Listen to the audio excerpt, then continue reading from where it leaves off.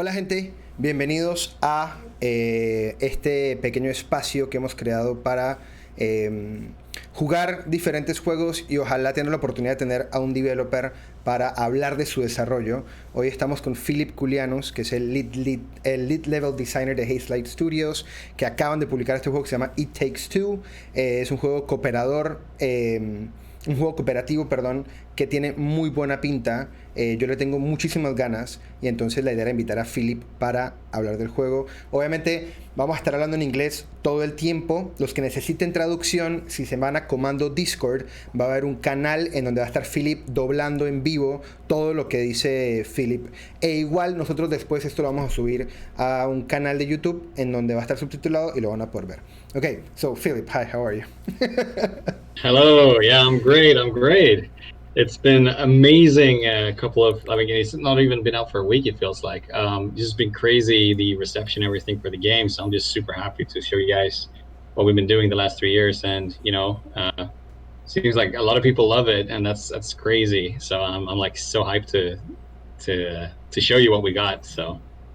Before we start the game and start playing and start like talking about it, I wanted to know like how was the pitch for this game? Like I know you guys, especially the games you've done with Joseph, have been all very competitive experiences. But this is the first like platformer you've guys done. So how was like the pitch, or what was the scariest part of the jump to make something like this? Oh yeah. So Hazelight always wanted to do something completely different every time we make a new game, right? We don't do sequels, or at least not yet. And I think this project sort of grew into what it became because it's really been a collaborative process where like a lot of us from the team together with Joseph has sort of molded the experience over time. And for me, as a level designer, I've never worked on a platformer before, so for me it was really scary at first because you have this fantastic game where everything is magical and sort of amazing, and that sort of the only limitation is basically your own creativity. So basically for me that meant unless I came up with all super amazing things, if I didn't do that, then that would just mean that my creativity was not up to snuff, really. So for me, it was really scary because other games you could always blame, but it's a realistic game, we can't do much. We try to do our best here, but logically the characters can't jump really high or whatever. But this game is all about fun, and just think outside the box has been definitely the biggest challenge so throughout this process. And Joseph is all about doing completely new things that you haven't really seen before, and really been pushing all of us to do that. And that is scary. It's been a scary process, but I'm so proud of what we accomplished here, and I think everyone in the team has just done an amazing job. And I'm just really proud of what we came up with, but it's been a bit scary for sure. Okay. Okay, we just received a raid from another channel, so thank you, Chalito, for that raid. Thank you, everyone that's coming with Chalo. And what was like the biggest? Because I truly believe like there's two. You'll say if it's true what I'm saying, but the two biggest differences between, especially A Way Out and this game, is the storytelling, like the whole tone of the game, and it being a platformer. It being a platformer, I think, was, I'm guessing, a big challenge, but it should also be like really exciting for you guys, especially for you being the one that's designing the levels. Oh, yeah. But then storytelling-wise, absolutely. it's a completely different thing for Joseph. I think people know him by the Oscars thing, and then A Way Out is a very specifically toned game, but this is like a jump from that. This is like very quirky, funny, colorful. Like, so how was that pitch from him to you guys? Like, okay, we did this Way Out thing, but now we're doing this colorful about family stuff. Yeah, it's interesting because like being Swedish, he's been I've seen all his films, and they're all Swedish. And you can tell, like, from, you know, he made a couple of movies that, you know, became really famous here in Sweden, and some of them went a little bit international, but the tone of those movies are actually, you know, very comedic and really funny, and, you know, sort of family friendly, and really great. So I would actually say that this is a little bit closer. I mean, that's just my opinion, but I think this is actually a little bit closer to, you know, what you know comes naturally for him, closer to what he's been doing. Yeah, maybe I would say so. And he is, you know, I think he's really good at comedy. So I think you know, I think that sort of shines through in this game as well. Like, there's a lot of really funny moments and crazy moments here. So from my perspective, it's not that big of a jump, but I mean, obviously, I appreciate that not everybody has seen his Swedish movies. Yeah. But yeah, okay. I'm really excited to play the game. So, gente, voy a estar jugando con Filip. Vamos a estar jugando los primeros niveles. Yo le voy a estar conversando y vamos a estar hablando entre panas. Yo le voy a estar haciendo un par de preguntas sobre el juego. Pero si ustedes tienen alguna pregunta, no la tienen ni siquiera que hacer en inglés, pónganla resaltada en el chat. Y entonces yo le extiendo la pregunta que tengan a nuestro querido Filip. Y de nuevo, muchas gracias a todos los que están acá. Vane, te vi. Así que arranquemos. Okay, so I'm going to start the game now. Let me see if this is working. Here we go. No, I did the whole thing bad. This is the one. Okay, there you go. Okay, so you were telling me about this. Wait, okay. You were talking to me about this and how, like, you created this part. What was the coolest thing about working on this? Like, on this level specifically? Oh yeah, so this is so, you know, it's always a little bit tricky to do. So what we're looking at now is basically the first level in the game, where, you know, the players sort of for the first time get the controls in their hands. And we wanted to start off a little bit calmly this time, to let the players run around and experiment a little bit with the world and sort of get the feel of the controls. So, you know, what was interesting here was just to make sure that, you know, there is plenty of things to explore, but also sort of present like a goal. So you kind of, you know, we know that the dolls here, you know, they are the parents who've been turned into dolls because, you know, they've been about to you know, get a divorce, and the daughter we can see up there in the corner, she kind of feels that maybe it's part of her fault, and she kind of cries on these dolls that come into life and turn into these characters. And the whole game is about, you know, this book, Dr. Hakim, trying to bring them together again, and to make sure that this divorce doesn't happen. So we just wanted to leave the players experiment with this level to make sure that they kind of get comfortable with the controls and sort of ease them in a little bit to this sort of fantastical thing.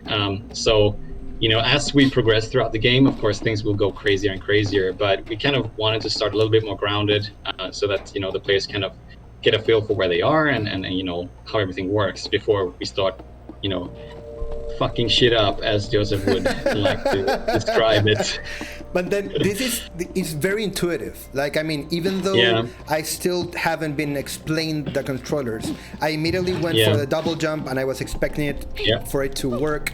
I can see that you can actually climb on walls. Like, it's very, even though it's very inventive, it is very traditional. Like, you feel right at home as soon as you get the controller in. And then also everything looks very interactive. Like, I just want to try this out. Can you come here? Because I'm sure I can make your jump higher, right? Not with this one, actually. No, fuck! I was trying Sorry to... about that. That's Deep apologies. Deep apologies. That was actually on my list, that I never got to that in the end. I was like, okay, I'm gonna jump there right away. Okay, so let's do this. Yeah, let's go. Whoa, May, they're alive. I love the voice acting too. I have no clue. Joseph is like a great actors, directors. Like, we talked about that back with The Way Out. But then this, I love the voice acting too.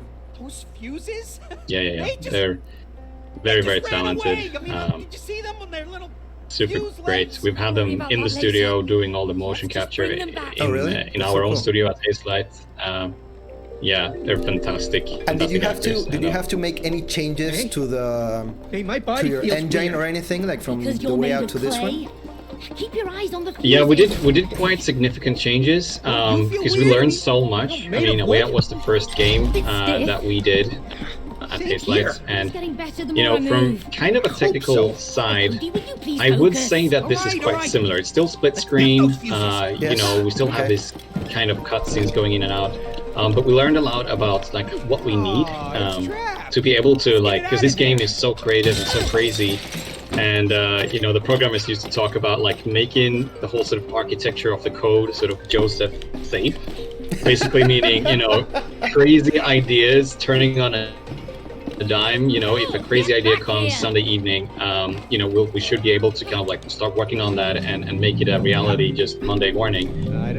So the architecture is very, very different. I mean, we're still using Unreal, which is the same engine as A Way Out, but all the underpinnings we kind of ripped out and replaced and you know, changed to accommodate like this sort of super creative game where we have so many mechanics and so many new things that happens all the time, which puts a lot of lots of pressure on us as developers to be able to you know, write all the code and get all the animations and everything in, because at the end of the day, you know, we needed to deliver a game on time. So that was a challenge, but I'm like super proud of, you know, how well we got everything together.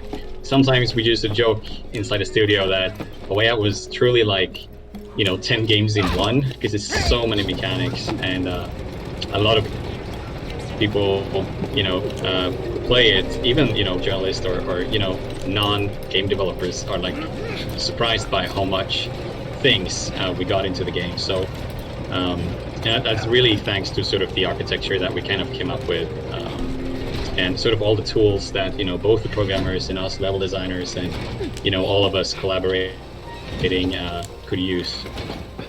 Okay, I have a couple of questions from the chat. They're asking, well, let me do this because I cannot scroll here.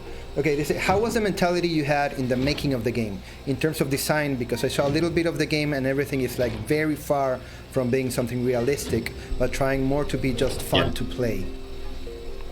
Exactly. I think the direction we've had all along is to like let the sky be the limit. Just be as creative as we can and create stuff that you haven't really seen before, and just completely focus on what is fun, and then see, you know, how do we fit that into the sort of experience that is It Takes Two. But of course, It Takes Two is such a fantastical kind of theme that it was kind of easy to, you know, if we had a really good mechanic, it was kind of easy to put that into some sort of context. We just come up with something. So it's been really, really crazy in that sense. We've just been like, you know, having so many sessions, just sitting together, like, especially in the beginning of the project, we all, you know, level designers and programmers, we just sit down and just do crazy things, not worrying too much about context, like where is this gonna fit or whatever. Only focus on what is fun.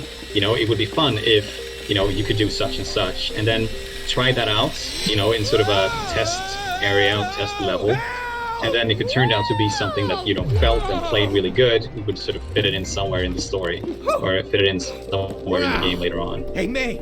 Did you see so my it's been flip? like Let's do it again. very much fun first, and Joseph has been very, you know, very tough on the entire team. That, you know, setting the bar really high. That, you know, he sometimes we go like, yeah, this is great, but I think I've seen this before. Okay. And then it's like, oh no, you know, can we put a spin on this to make this like a little bit more crazy or interesting? And of course, you know, huge focus on co-op, meaning that, you know, we need each other to complete all the challenges that we have ahead of us, and try to avoid, you know, this sort of very typical thing where like it's just an interaction point where I walk up and press Y and then wait for you to come up and press Y as well. To sort of embed those a lot more in sort of the natural flow of the game. And I think, you know, when we come to the next scene here, I think you will sort of start to understand what I'm talking about. Cool. They're asking here, like, how was the conversation of Joseph becoming a Mexican book? I think that was like he is pretty good at acting, and you know, when he comes out with scenes and all that stuff, like he kind of acts it out, right? Like he pretends to be the characters, and I think him being the book started out as like, you know, the real, you know, the actors for Cody and May, they needed to act together with someone, and Joseph sort of, you know, volunteered to be the book, and he kind of did this very unique job, and I think, you know, it just turned out to be something that we decided to go with. And one funny detail is actually that the voice actor who does, or the actor that does Cody, is actually doing the voice for the book as well. So he does both. Yeah, you don't think of it, but he did both actually. That's so cool. Yeah, he's extremely talented. Is there a reason for the toys being a clay doll and a wooden doll, or is it just a funny design that came up? Is that a spoiler? Yeah, it was just... Or it was... No, it's just a funny thing. There's no... we needed to distinct the characters. That's also quite important, you know, when making a game, or like, you know, whatever characters are the main characters, that you have to be quite distinct in their look and style and everything. So having different materials was just a way to separate them. During development, was there any mechanic that you had to scratch? Oh, okay, we cannot talk about that. No, sorry. That's fine. Okay, wait. Let me just go back. Okay, there you go. Ahí está bien, Lemoski, el nivel del juego. Porfa, confírmame. You wanna get back to Rose? Yes. You wanna talk to your daughter? Yes. And you need to climb the vacuum together. Oh, come on. Oh wow, here we go. Just being spit out by the huge vacuum cleaner. Collaboration. That's not Australian. And how have you guys like reacted to the reception of the game? Oh, it's been absolutely amazing. I think internally we didn't dare to think that the game would be so well received as it has been. It's been crazy. You know, so many people has reached out to me, and you know, obviously to the studio and Joseph and everybody. And you know, we've had already like really amazing stories of, you know, some person, you know, said like, hey, you know, when I'm gonna start playing this game with my girlfriend, and by the end of it I'm gonna propose, you know, things like that, which is like so really cool. touching. And you know, he did an edit to that post saying like, yeah, we're now engaged. So that's like absolutely amazing. I mean, can you ask for something more than that? It's funny because, you know, we've obviously been testing the game, you know, inviting people over to the studio just to try the game out for quite some time. It's very common that you do that, and we've always gotten extremely positive response from the very first time we tested it. And obviously the game looked way worse back then and didn't work or play as well as it does here. Shit, I talked too much, obviously. I just pulled down a knife. And it's always been extremely positive, and we were almost like to the point where we didn't believe them. We were like, oh, geez, you know, we didn't think they loved the game so much as they claimed. So we thought, oh, maybe they're just excited to be at the studio, you know, being a part of a game, you know, they're being gamers and everything. But it, you know, at the end, you know, the reviews kind of proved that no, they were completely honest. The game is this good. So it's just been, oh Jesus, again, I talk too much and play too little. Let's see. Okay, do you want to figure out what we're gonna do here? I think it's this. All right. Please be gentle. Yeah. Okay, so I'm just gonna jump in. All right, so this is the collaboration part that I mentioned previously. Trying to have all these sort of natural ways of us needing to work with each other to progress. So we have like so many mechanics throughout the game. Like I said, it was almost like 10 games in one, where we kind of, all these mechanics are sort of based on, you know, us needing each other. You know, there'll be levels later on that we've showed already where, you know, we'll have different weapons, where Cody can shoot sap and May can shoot a match to make the sap explode. So you literally need to shoot or synchronize where we shoot to kind of, you know, cause the enemies to explode and stuff. And it's all like that throughout the entire game, basically. So very heavy focus on, you know, collaboration and co-op. And did you and guys... it's been a great challenge, but also like... keep going, sorry. No, I was saying that if... Like, when did you guys decide on the type of split screen? Because some co-op games, like for instance, we were let's not give examples, but there's a couple of co-op games where what you do is if someone gets off of the camera, then it just respawns and stuff like that. So why and when did you decide to do this type of split screen?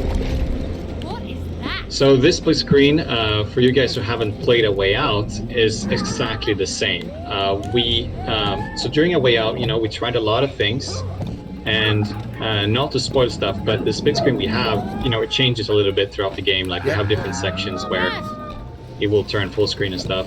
But it's basically, our experience from A Way Out. We decided that, it worked really well for that game. We got a lot of praise for how we worked with it cinematically and all that stuff.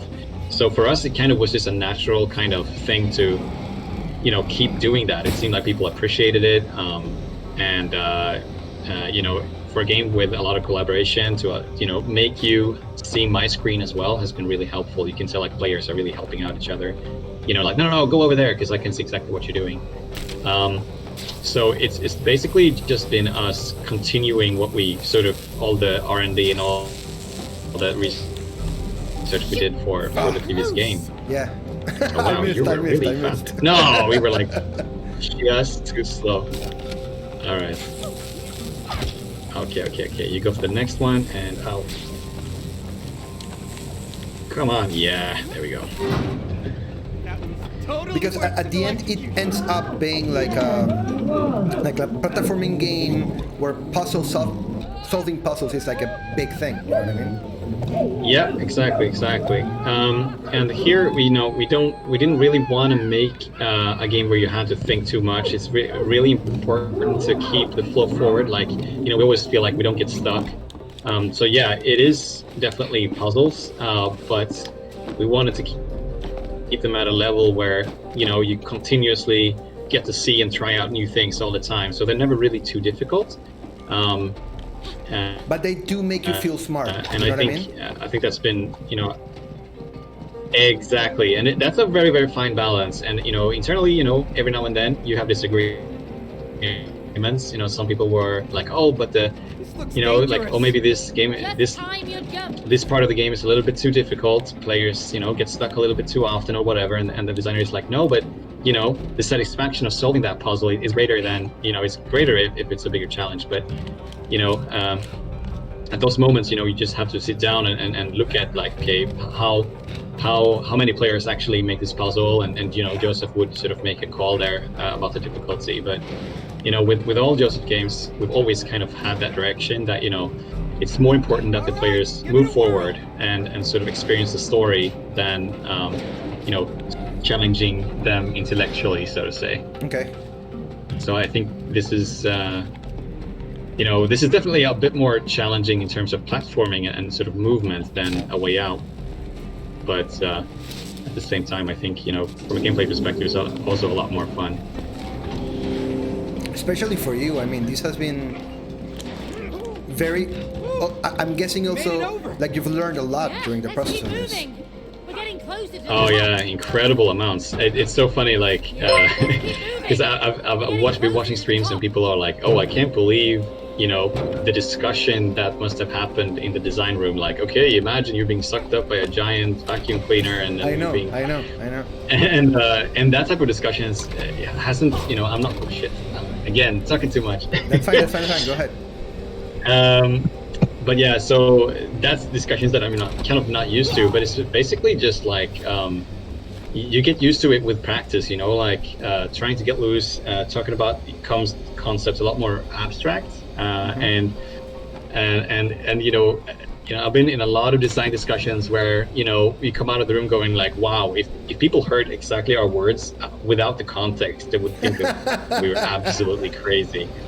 Because even I think at times like this is just madness, Should we try to time this? Yeah, and then do you... One. Well, no, let's do this. Okay, let's go ahead. You count. 1, 2, 3, go! Perfect. Okay. 1, 2, 3, go! Perfect. Okay, cool. Sorry. No, I was going to ask if you remember any of these conversations, like any specific conversation, like, okay, this was really weird to have. Yeah, I have one that is it's hilarious. So we have a part of the game where the players have jetpacks and they're flying around in sort of heaven-like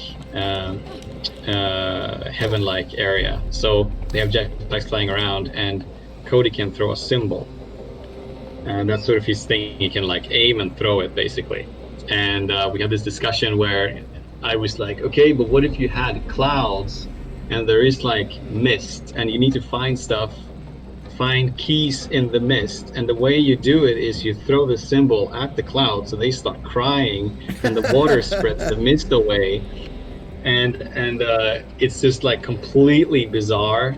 But as we were like jamming all these ideas, you know, everybody was sitting there like super serious, like, yeah, but that could work, you know. But what if we have these devils and you know. So we have a lot of these crazy discussions when you walk out of the room like that, like, whoa, okay, what did we just talk about? But you know, they ended up being in the game in the end. Okay, let's. But a lot of it is also, okay, let's try to do this. All right, you ready? Yeah. 1, 2, 3, go. Oh, fuck. Aye. Okay, no, wait. My bad. Go ahead. Okay, 1, 2, 3, go. No, okay, I have to jump and. Okay, 1. Oof. Go ahead. 1, 2, 3, go. Okay, got it. All right, there we go. But a lot of it is also like evolving as we kind of work on it, you know, like you have parts of these ideas in place with the vacuum tubes and everything, and then you go, hey, wouldn't it be crazy if you jumped on, you know, hovering Roombas? Wouldn't that be a thing? So it's also like evolving a lot as you kind of go along. But it's definitely something that, you know, you can learn to get really good at. You don't have to it doesn't have to be, you haven't have to be born with sort of this sort of completely unhinged creative mindset. It's sort of, you know, it's something you sort of learn just by practicing and doing every day. Okay. Now I sort of have a little bit better understanding of like how the Nintendo games are being made, especially the Mario ones, because they are also like, before I started making this game, I was like, so how do they come up with all this stuff? But now I start to realize that, yeah, it's just a matter of practicing a lot and trying to think outside the box. And I do remember, like, from the last time we spoke, that Hazelight. Oh, I got killed by a cockroach, I think. Yeah, that's we have a lot of those sort of side interactions. So it's like funny things we kind of hide in the levels. We don't really like traditional, you know, collecting coins or collecting stuff. We think that's just too traditional and boring. So we kind of try to do something a little bit more rewarding. When you look around, you find all these funny interactions that will give you some sort of, you know, joy or surprise as you find them. So, yeah, that was really cool. We have a lot of that stuff.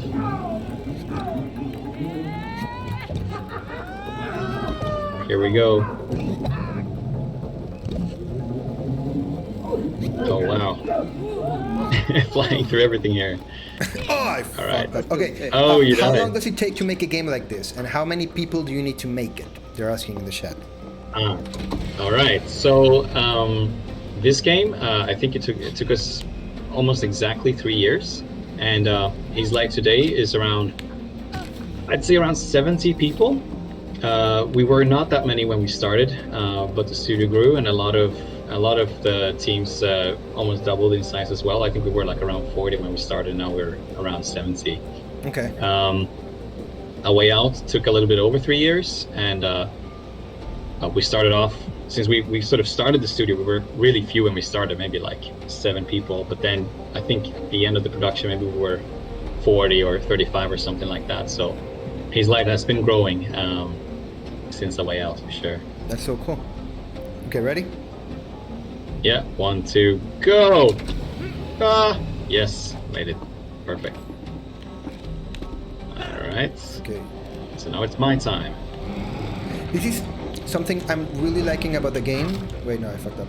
Is that sometimes you both have to like come out the other way the same way. I like how when I solve my side, then you have to solve your side on your side. Mm-hmm. Exactly. Yeah, we're really trying to make it a little bit different every time as well. So one thing that, you know, we've been working a lot with is to make sure that Cody and May gets as many empowering and fun moments. Yeah, because sometimes when you are co-oping, then someone becomes like the The one that someone The else main. is, yeah. Like the main one, and then the one you push. And oh, okay, I see what I have to do. You need to help me. Okay, go ahead. All right, let's go. Yeah, but that was definitely a concern. We really wanted both characters to feel empowering and amazing to play, and I think we managed to do that quite well. So far, you have. 'Cause so far, yeah. But it's gonna get a lot more interesting. Like right now, we're still just having our movement, but soon we'll get unique abilities. Oh, you have to move fast. Did I get it? No. Okay. You have to get in there as soon as you do the ground pound. You have to just rush over there. No, Jesus. And then you also have... It's so embarrassing me recording me playing my own game. And this happens every time. Every time you play your games with me. Yeah. Oh, I fucked it up. Oh no, you missed that. Bye. Okay. That's what I get. I keep. Okay.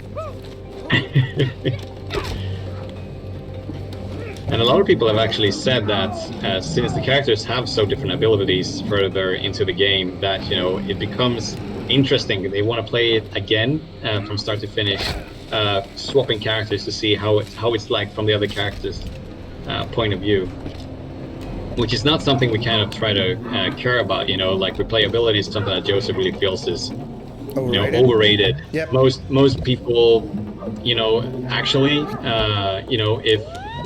if half of the people buying the game actually finish it, that's a great achievement from a game developer's point of view. So it's a bit crazy to kind of make the ask of having a lot of replayability in the game when so few players actually finish it in the first place. So his opinion is like we never really want to focus on replayability, but just for the fact that the characters are so different and have so different abilities. A lot of people have expressed, now that the game is out, that oh yeah, it's actually really interesting to play it again. All right, let's see if you figure out what to do here. I have not. Yeah, I'm talking way too much like a game dev. You have an interaction. Oh yeah, what we can do with that? Here we go. I see. I was not saying that. That's so cool. Yeah. And yeah, I love your hand holding like, oh, so what are we supposed to do?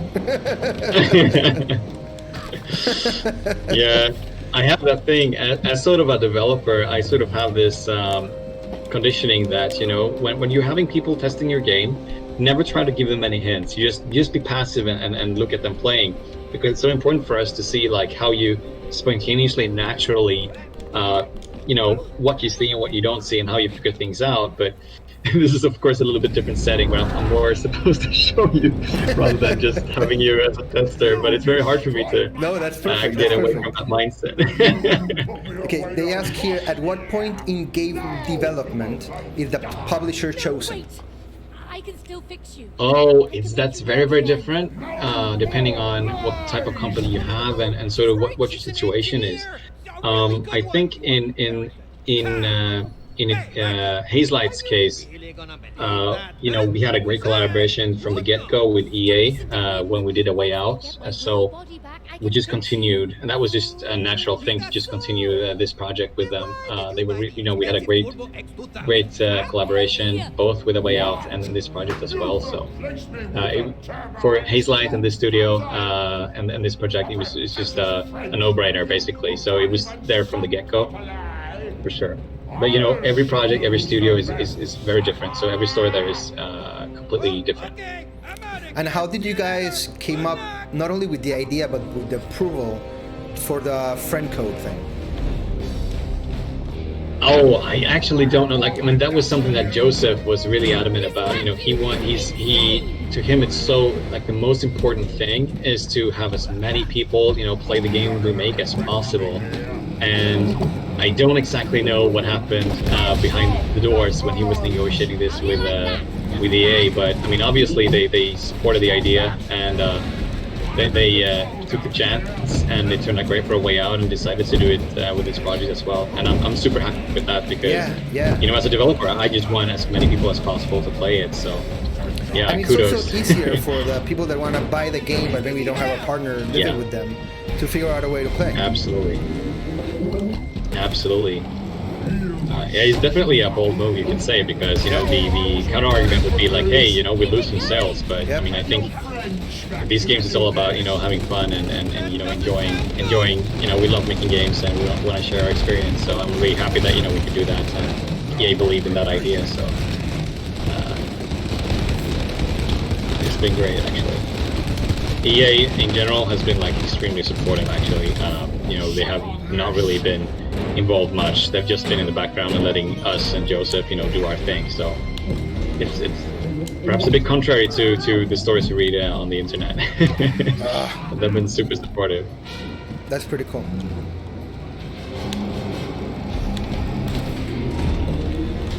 Okay, can you do it? My bad. No! Alright, next time. Yeah. Here we go. And then do you make part of the level design for a boss fight, or how does that work? Yeah, so for boss fights, at Hazelight, we don't really have the level designers are also the game designers. So in this particular boss fight, the level designer, Zodiac is his name, who built this level, he actually designed the boss fight as well. And he did actually the programming too, so he did everything. He's like this superstar game developer, and he collaborated, of course, with artists and animators and character artists to make everything happen. But in this case, it was one guy who programmed, designed, and came up with all these ideas himself. And it's been, it's a little bit different depending on which part of the game we're looking at. But this one was definitely made by one guy, and I think that's sort of one part of why I think this game is so diverse and cool in that sense, is that we've been super focused on empowering everyone to just, like, if you have a great idea, you believe in it, you should definitely go ahead and make it. And Joseph has been like extremely supportive of that as well. If he ever saw that somebody really had they felt that they had a great idea, he would never stop them from doing that. So it's been an amazing project to work on as a designer. And here comes one of the crazy scenes. What do you think is gonna happen? No way. No. Dude, I have a thing with my eyes. This is so bad for me right now.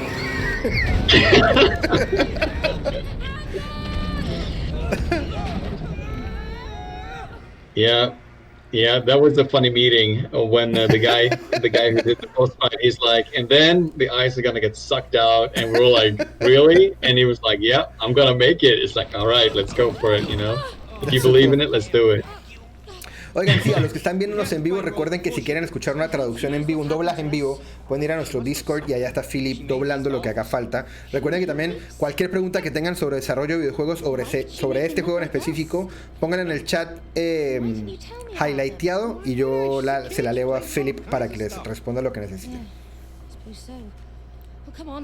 But then that also makes the whole production of the game completely different from a traditional production cycle, right? Yeah.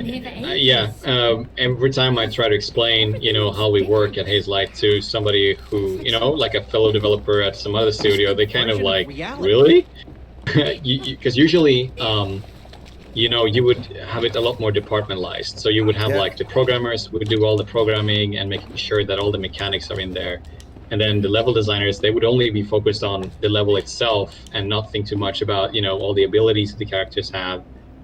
Because that would be done by a sort of a game designer, like a person who's only thinking about the game mechanics. But for this game that is so diverse and so kind of the level and the mechanics are so intertwined, it made much more sense that the level designer also designed the abilities and sort of could put all of that into the context.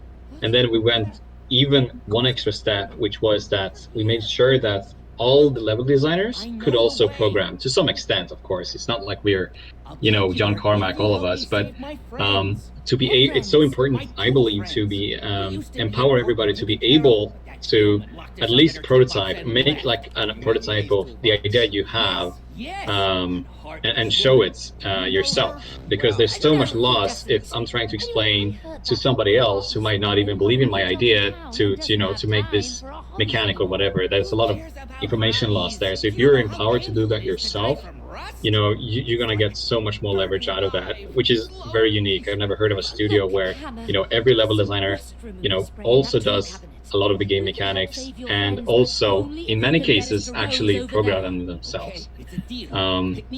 And then of course we have mechanics like the ones we're looking at now, we're going to try out, which are a little bit more complicated. Probably you know, too complicated for a level designer to do, but then of course you would collaborate with a programmer to make all of these things happen.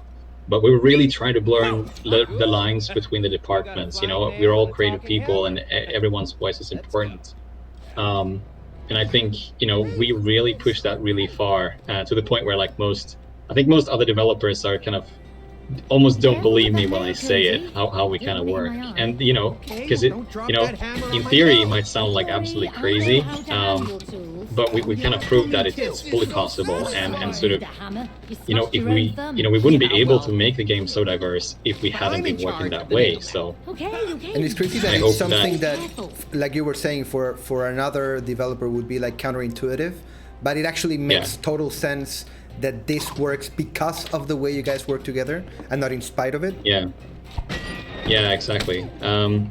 Yeah, for sure. I mean, that was one of the goals we had, was like, you know, Joseph loves, you know, the idea of, you know, us having all, like right now we're just having this nail and, you know, you've got a hammer and we can sort of use those and collaborate with these things. And, you know, we're going to do this for, you know, maybe 20 minutes or half an hour, and then something completely different happens. And this is, he kind of loves that cadence, and it's something that sort of most game developers would sort of freak out, you know, in fear, going like, what? We're spending all these work hours and all this time, and then we're just going to use it for this short amount of time. But it's something that's sort of, you know, from a gamer's perspective, that's fantastic because, you know, you're just seeing new things happening all the time. So we just, you know, we focused the entire production, all the company and all the people to be able to deliver on that idea. And I think we did a great job. But it's been, you know, we've had a lot of moments where, you know, we come up with this crazy idea that sounds like, wow, this is going to be so much work, you know, for only like 5 minutes of gameplay. But at the same time, those are the moments that you guys will remember. You go like, whoa, you know, we have this Diablo-esque part of the game, which you only play for 10-15 minutes. And of course, it took a lot of time to make that. But at the same time, that's the memory you will bring with you, you know, when you talk about the game. So a lot of times, you know, I feel like those moments are really worth all the effort. There we go. Oh, so now we have to collaborate with a nail. Yeah. So you have to hammer these things up. And as you can see here, now we're starting to see these things where like I have a completely different ability from you. Yeah. So you will only play the game now from the perspective of May, where like you don't really know, will never know how it feels to play with a nail, throwing them around. So and that is like how it will be from now on throughout the game. And I think that even though we were saying like replayability is not something that is very important for the development team, having this actually creates a kind of replayability, because if I play with another character, then I'm going to have a different experience, at least gameplay wise, mechanically wise. Definitely. But like I said, that's more of a happy accident. We never really focus on that, you know. We just want you to play it through and have a good time. But I mean, of course, it's great that people feel that way. Yeah, that's really cool. And here we have, you know, a lot of mini games. It's going to be one of those, like we talked previously about, you know, side interactions and funny things you can find if you look around in the world.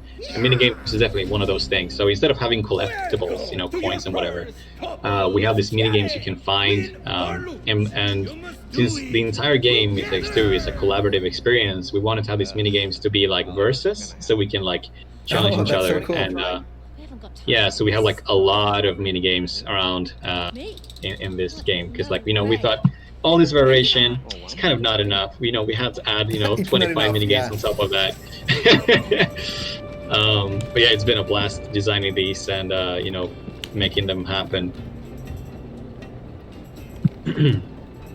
So here we go. All right. Head, Cody. Oh, you won't beat me. Oh, I see. This is so My cool. hammer's faster than that.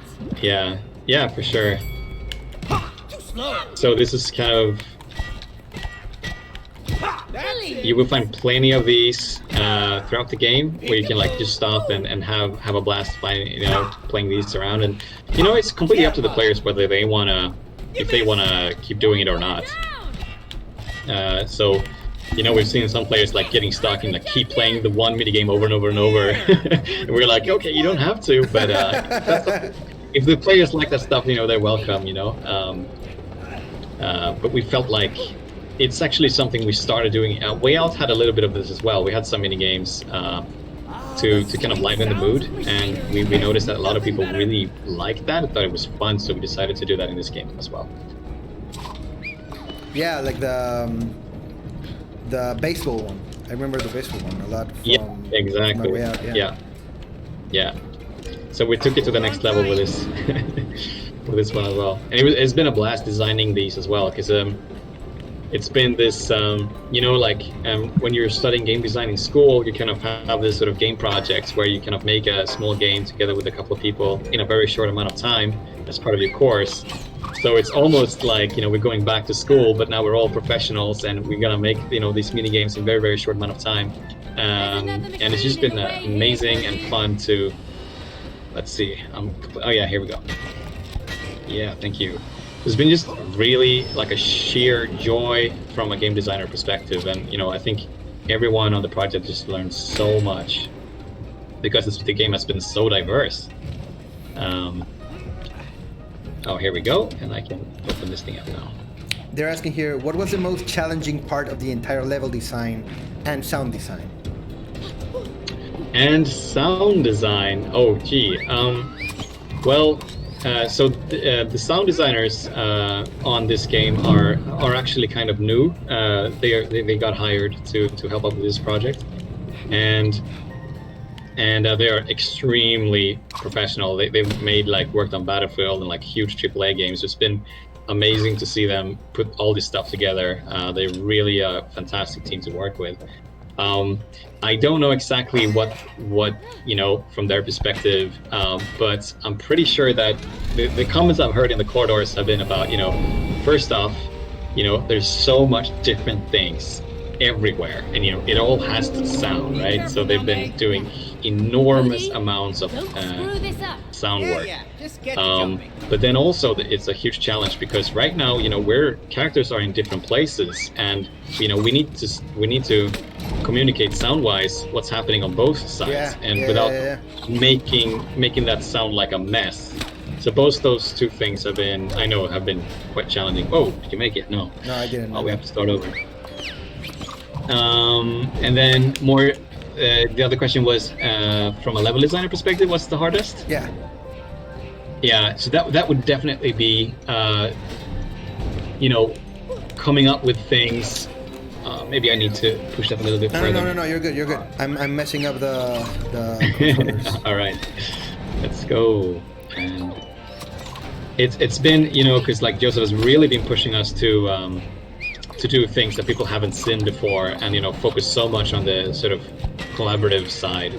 And like I said, some of us was really into platforming games when we started here at this with this project, but not all of us. Like certainly for me, I've played a lot of Marios, but I really had to go back to school and kind of look at what games are out there, how they play, how they feel, and sort of start from scratch and kind of learn what makes a good platformer. So I think coming out with these mechanics you haven't seen before, always super tricky, right? Because it's just human nature, regardless of what type of artist you are. Doing something that hasn't been done before is always the goal, or you should strive for that, and that's really hard.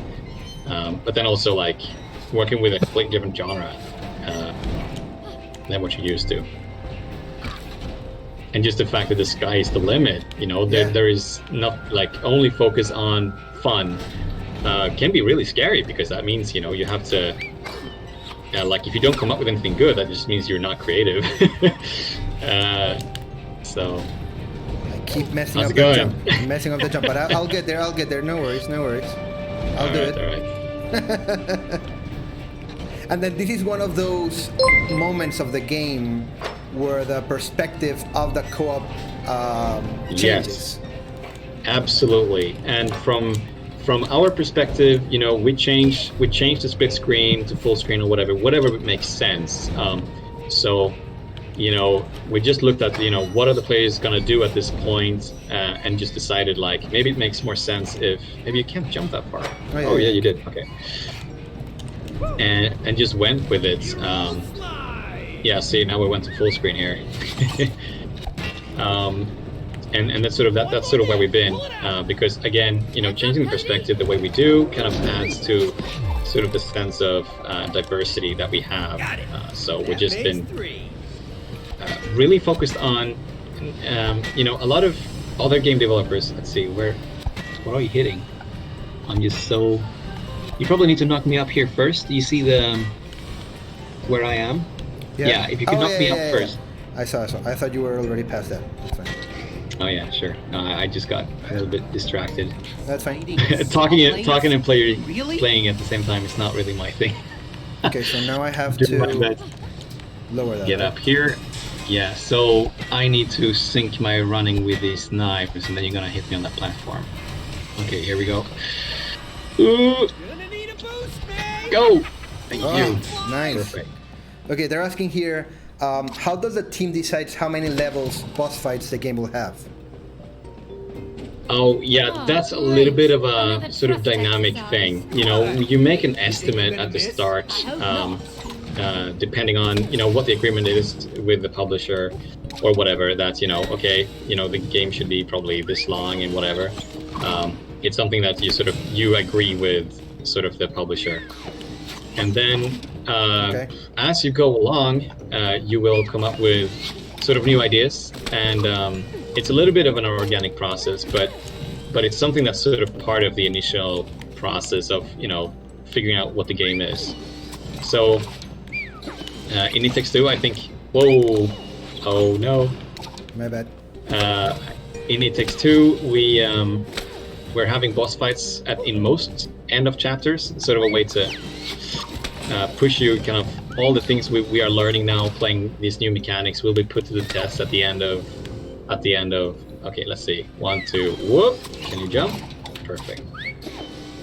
So that's been sort of the mantra that we've been following, but since the game is so diverse and crazy, we're not following that rule either at all times. Sometimes we don't have boss fights. That's okay too. Okay. There we go. No, You just made it. That was so close. I don't know about that. Alrighty. And I love the concept of it being about a couple. Sure. You know what I mean? Like, I know Oh, Joseph yeah. has even talked about it being almost therapy to play this game. Yeah, for sure. Yeah, that's definitely something that he's been behind. You know, that's definitely something that he came out with. You know, having this couple thing, and you know, trying to do something that hasn't been done before. You haven't really played a romantic comedy ever before, so I know, right? That was something really interesting, and I think we made a fantastic job with that. It's kind of quirky and funny, but you know, still touching on some subjects that are serious. And I'm pretty sure that's been a big challenge, not to kind of go too serious and too funny. You know, you really have to balance that. So that's probably been a really big challenge for Joseph and the story writer. But I think it's always been amazing, because you know, when you're making a game, the story and the cutscenes kind of get developed in parallel with the game, or all the levels, right? So every now and then, you know, they make a new recording with motion capture, and we put it into the game, and suddenly the levels that did not have cutscenes, suddenly there is a context to what you're doing, and sort of that is also a fun discovery for us developers, you know, see like all these things falling into place. It's always super fun. All right, here we go. I love the level design in this, and I'm not saying that just because you're here. Okay, I'm really. Yeah. So this part is very inventive. Yeah, it's this whole thing with the hammer and nails have been done by a guy. Pad is his name. We call him Papa Pad, because he's the father of 2 amazing daughters, and he has a very nice beard. Oh no! So you need to hammer, and I need to nail this thing so it stays. Oh shit! I just got hit right now. That's so unfair. Okay, wait. Fuck! I almost got killed. My bad. Okay, here I go. Okay, let's see. Oh, maybe that's high enough. Let's see. Oh yeah, I got it.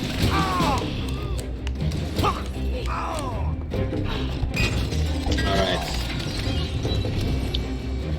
And soon we're getting to one of the most hilarious boss intros in the game. Let's see. Alright, there we go. Okay, you got Ah, it. shit. Woo! Okay, let's go. Oh, no, wait! You got busted! Okay. Here we go. Got it.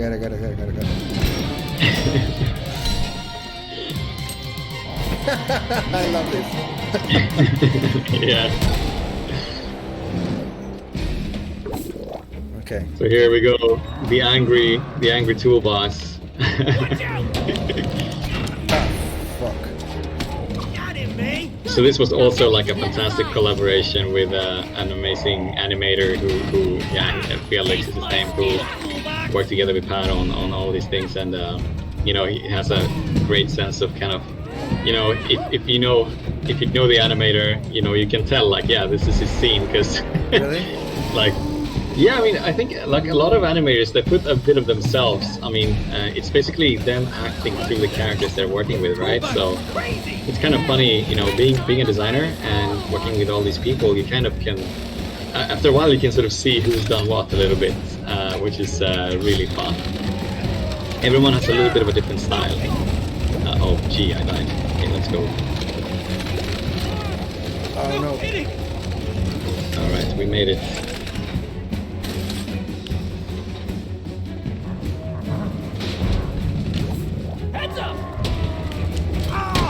Oh, I got hurt. But yeah, let's see if I can do this.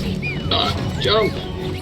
No! Oh wow, I saved it. I Oh, don't you know. made it still! You made it still! Wow, that was really cool.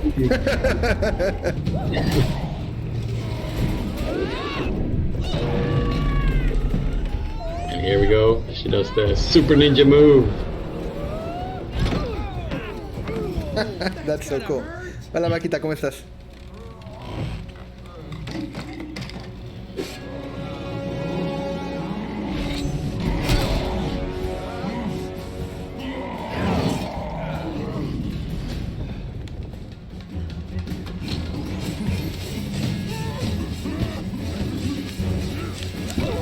Ah. Fuck. All right. So he lost an arm, and now we put that spray can on top of him. So now we just gotta finish him off We're long past negotiating. and survive the craziness.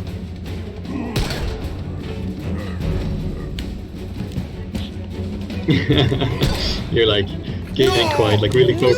Oh! Yeah, it puts a lot of focus on like pressure on your coordination here. So like people tend to get really tense and focused on what's going on. That's great. Yeah. That's a really cool mechanic, that one right there. Like I push. Oh! Yeah. Got it. Ooh. It's getting quite intense. Yeah, yeah. Oh. Ooh, well played, well played. That was a good move.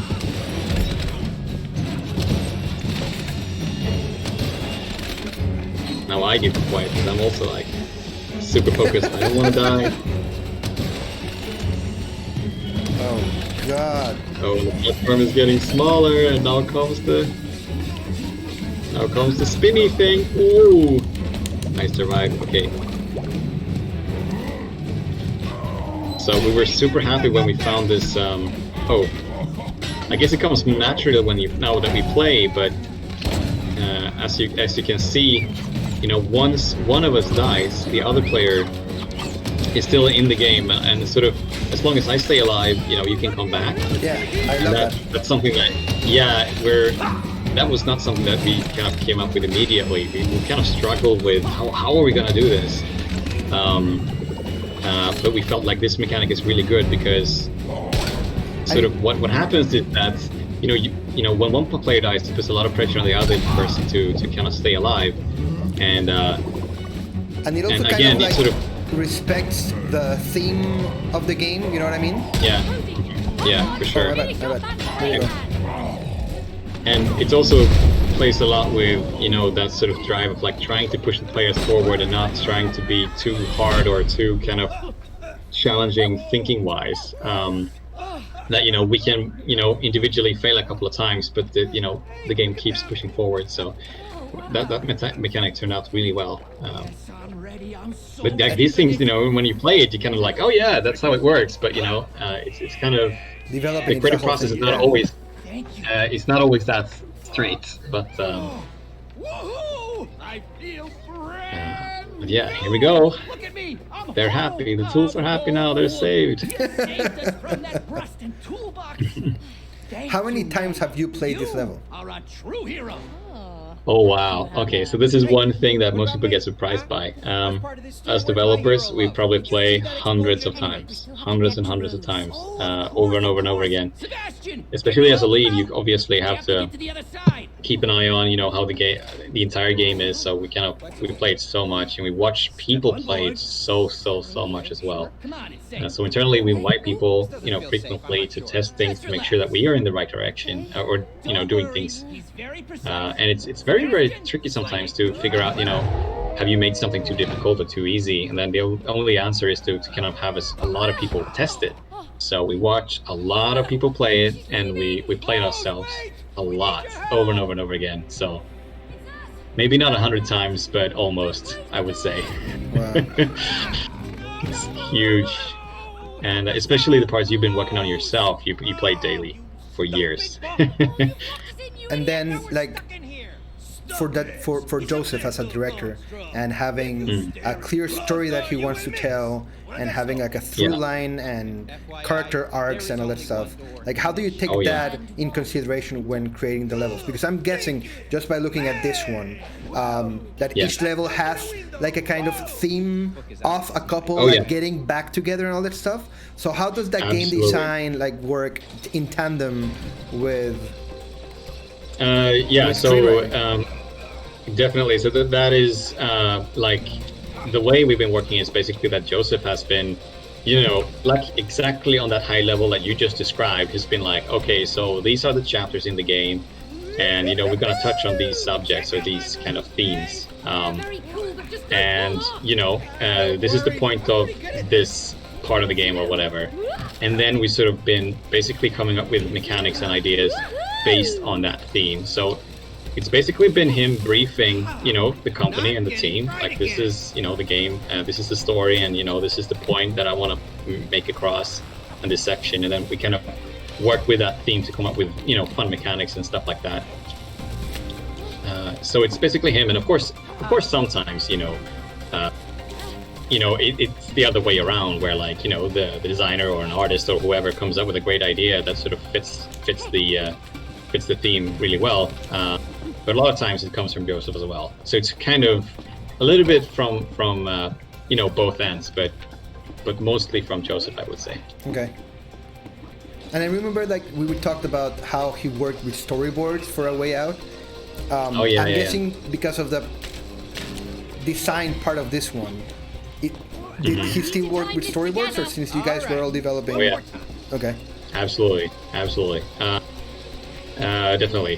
Very similar. For sure. I think this time it was a little bit like, since this game has a lot more gameplay in between, it was a little bit less sort of detailed in the storyboard, but it was still, still the same process. And, for a story-based game, it's been, super helpful just to have that sort of as a, especially when you're laying out your work. Trying to figure out what the level is going to be about, kind of like have that sort of context. Okay. And it's, of course, that's kind of comes from the film industry as well. Like that's basically how you do film as well. So to him, it's been very natural.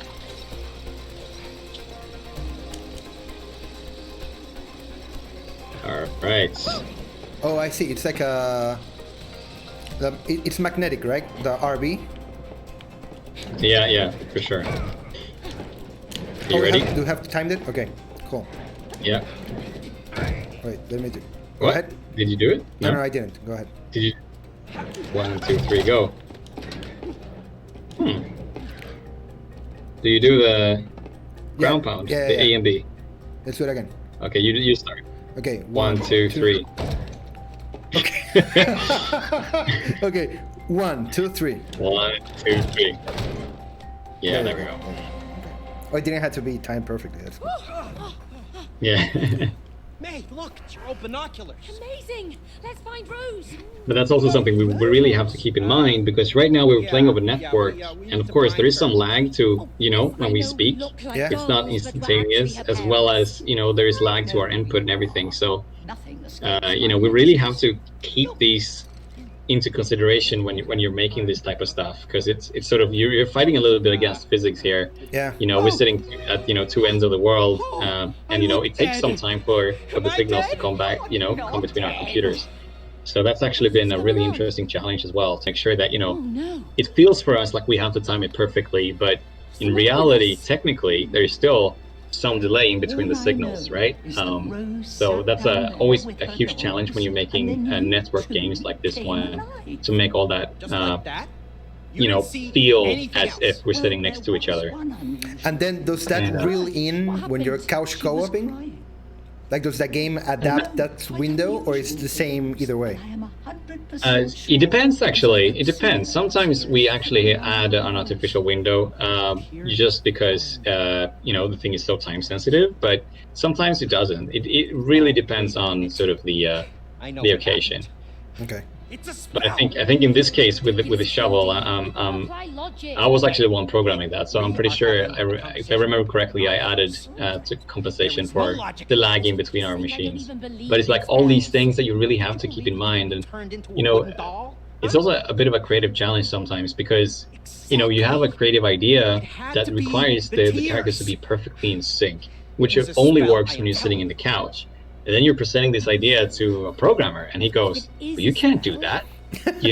How do we break that is technically impossible. And then you have to sit down and but is there a way that we can fake it or make it feel like we are perfectly in sync, right? So we've had a lot of these discussions back and forth, where we've had this challenge of because obviously intuitively you would want the characters to always be perfectly in sync,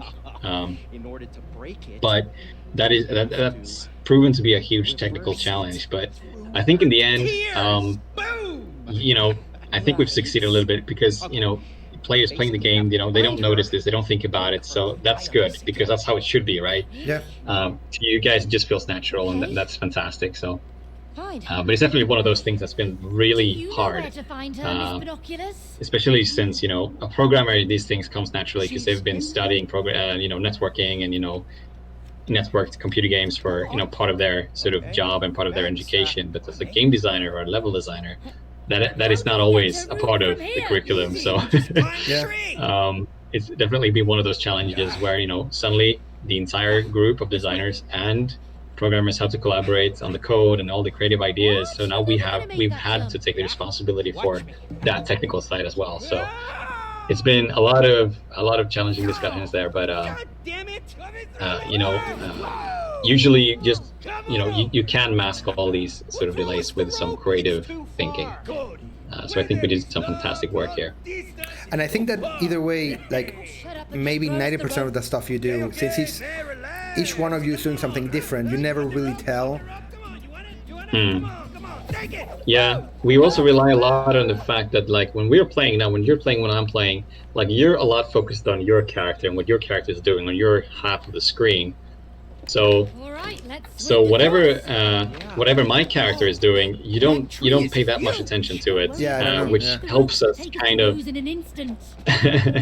helps us because the characters are moving so fast and doing so snappy movement and everything that all this, even if it's just a couple of milliseconds to send that signal over to your end, that makes a huge difference. But we've, the coders come up with a lot of amazing sort of solutions to make that seem like, I'm doing it as I'm doing it, even though there is like, some delay to everything. I just threw a Here paper we go. airplane. Yeah, I'm just paper I'm plane. looking at it go and go. Yeah. And then a nuclear explosion. No. But that's sort of often how we like joke about things like, what if, what if something completely unexpected happens with this airplane? We used to jam a lot about that stuff. Oigan, les recuerdo que están en el chat que si quieren hacer alguna pregunta la pueden hacer highlighteando su mensaje para que yo pueda leerla. Y si están teniendo problemas con el idioma, pueden ir a nuestro Discord y hay un canal en donde Filip está haciendo un doblaje en vivo. Cuestión de que no tengan problemas con la traducción. Y para hacer su pregunta en español, si la quieren, y van al Discord y allá les explican cualquier cosa.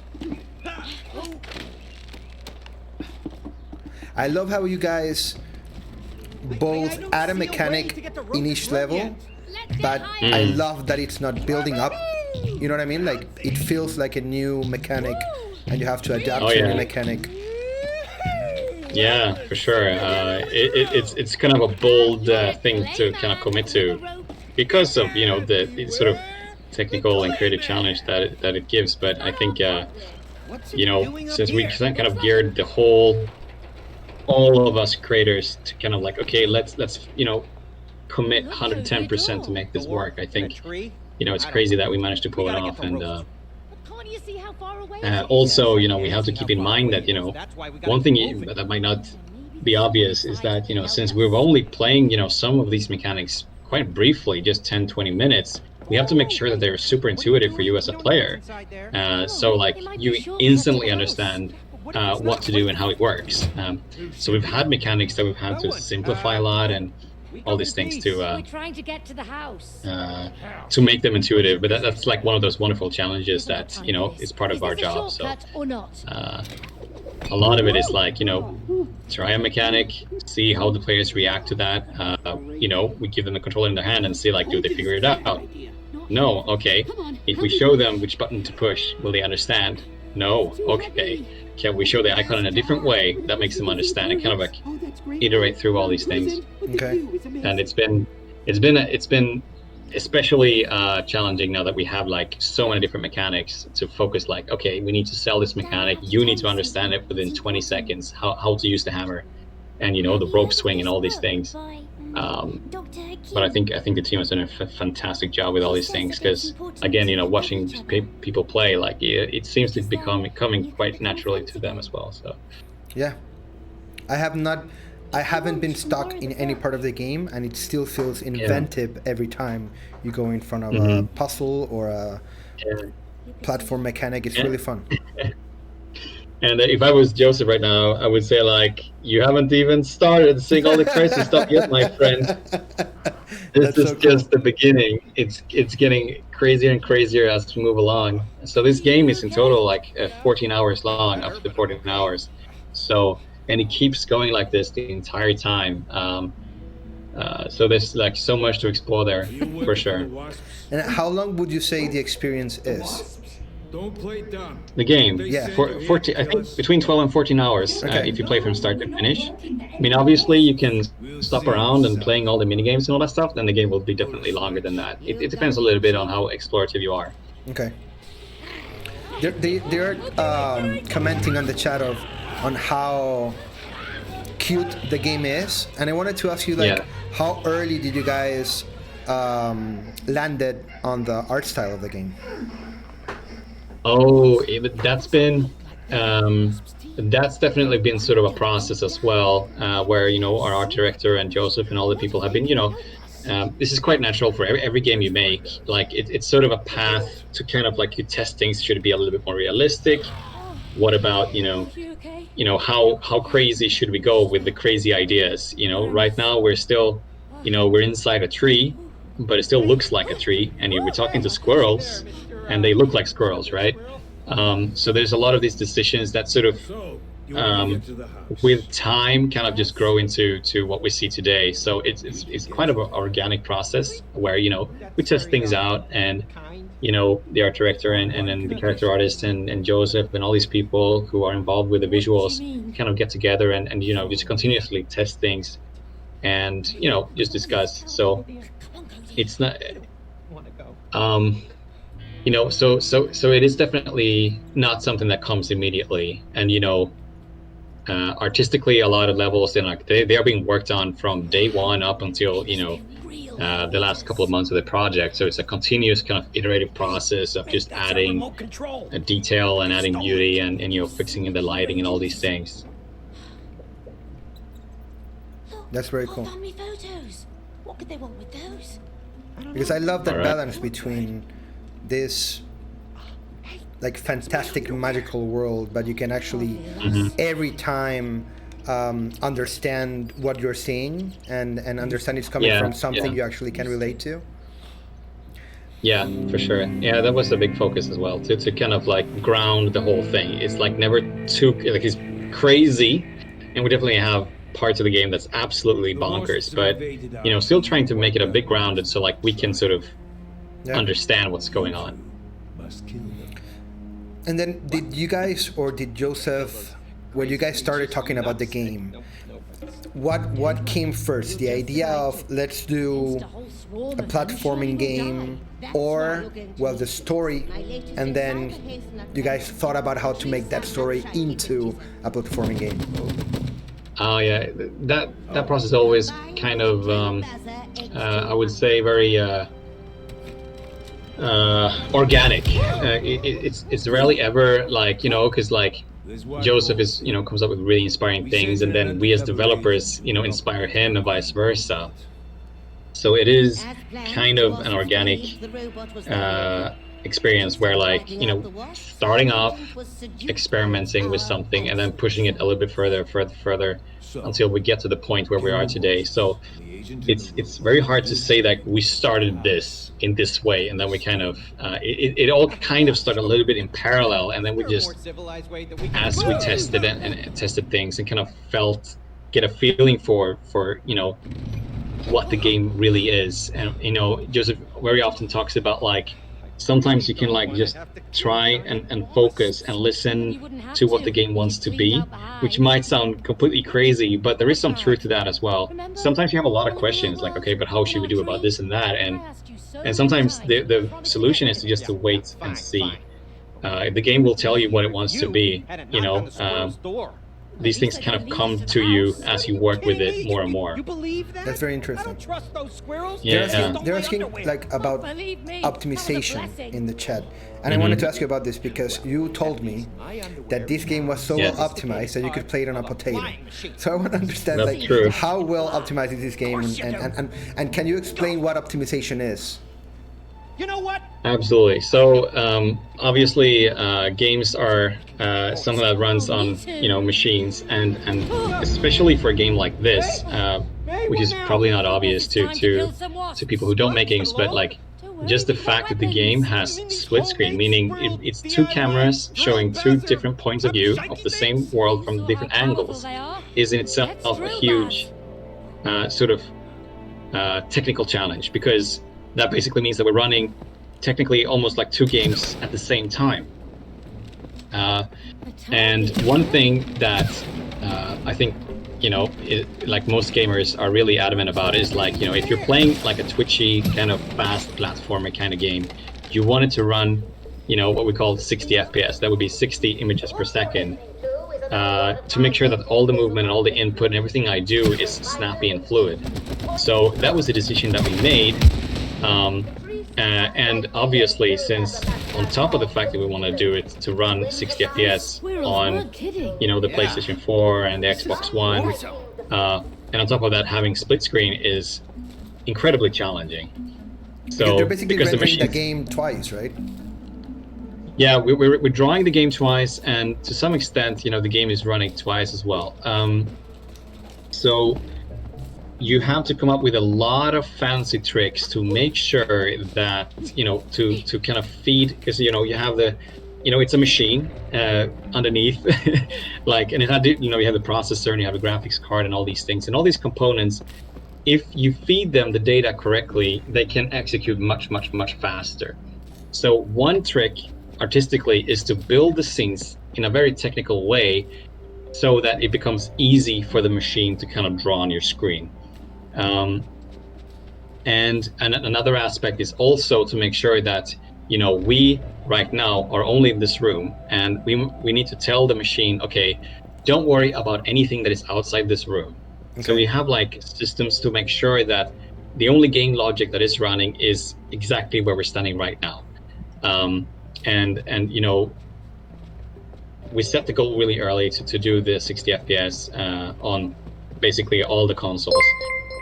So we had that in mind going in. So the programmers did a lot of tools and a lot of work to make sure that we could hit that. And I'm like super happy and proud of that for the fact that we managed to do it, because it's been very, very challenging, like from a technical perspective. Doing a game running in 60, even if it's just one screen, is very, very hard. That's very, very challenging, and we managed to do double that and still have it look fantastic. So it's been a very, very challenging thing, but it all comes down to, like, if you have that mindset from the get-go, and you have really fantastic programmers who were very, very good at teaching us how the machine kind of operated under the hood, and how to help the machine kind of only do calculations on what we do and where we are, and to kind of how do you feed the machine the artwork that we see in such a way that it becomes very easy to draw 60 times per second. So there's a lot of technical work in there, and we have like several people in the team who are like specialized on these things to kind of who has the responsibility there to make sure that everything is running smoothly on all the platforms, because you have to remember that It Takes Two, it's released now that we have the PlayStation 5, the Xbox Series X, the Xbox Series X, well, the S, and then the Xbox One, and then you have the PlayStation 4, the PlayStation 5. If you count all the platforms, it's like, and it's not 10, but it's like 8 or 9 or something crazy like that. Oh shit, I screwed up.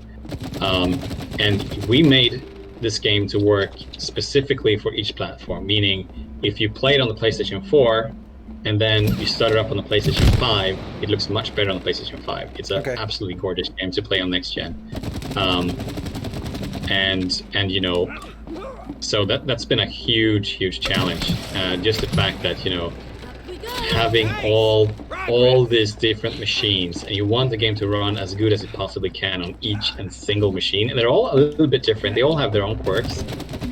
Has been a tremendous challenge, I think. But I mean, everybody's been just doing an amazing job there. Okay. And now they have a personal question here in the chat. They're asking, how hard was it to tell your family you were going to get into game development? How hard? It wasn't very hard at all. I think because I've always been doing. I mean, I used to do pen and paper role-playing games when I was younger, in my early teens, and then played a lot of games, and actually been making levels for games since I was about 11 or 12 years old. Oh, really? I kind of found the editor of Half-Life 1, and that's like, I was hooked immediately. So they were actually the ones who kind of, because at the time when I turned 17 or 18 and it was about to kind of go to university, it was that I was kind of like convenient going like, nah, but I'm born in Gothenburg.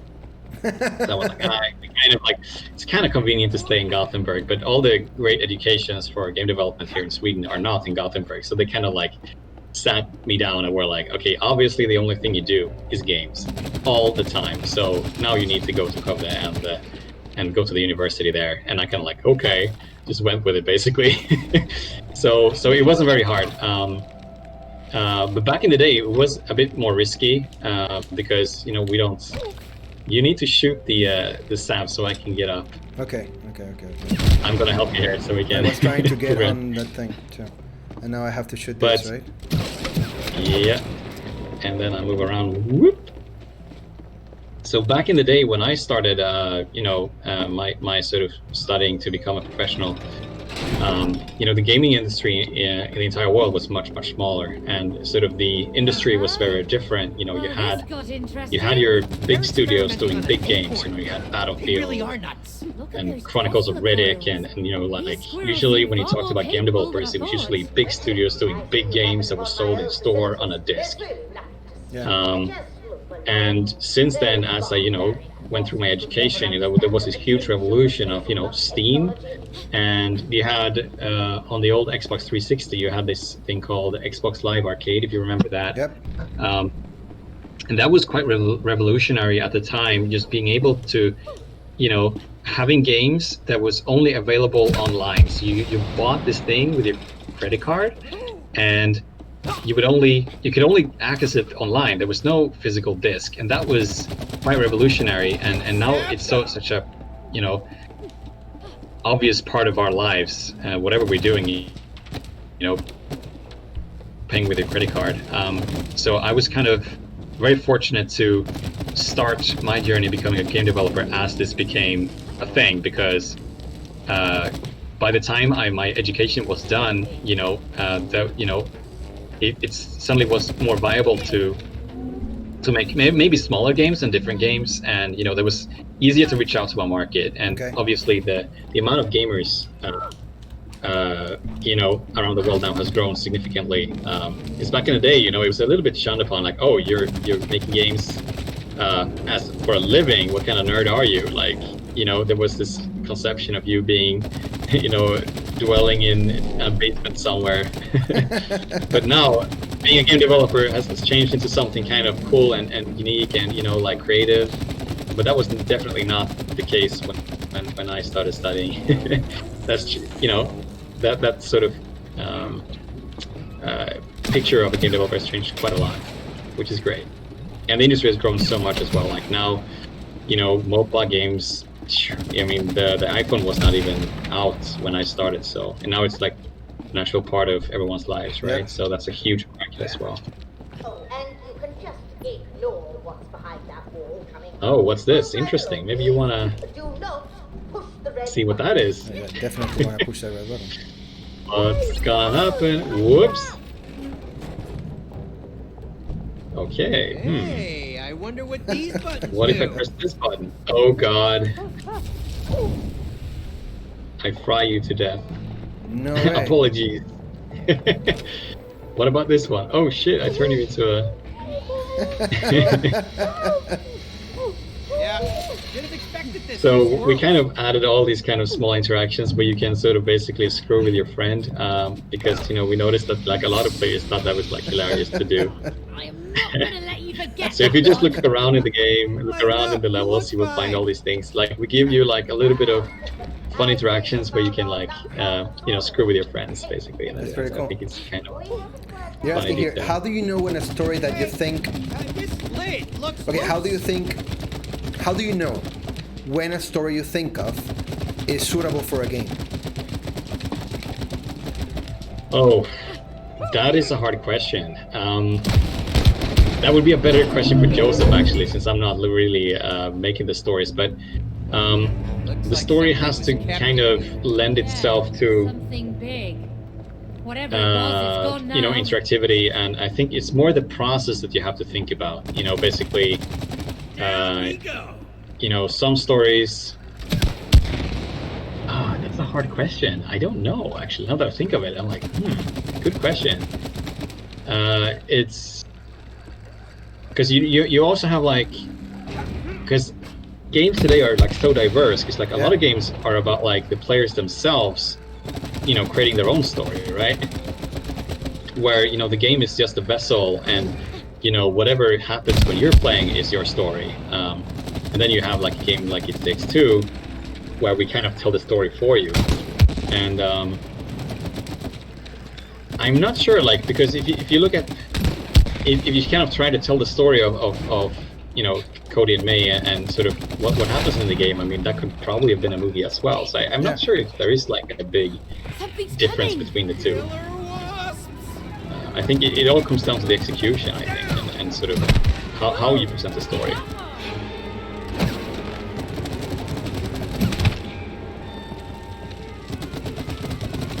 Okay, so now we have combat here.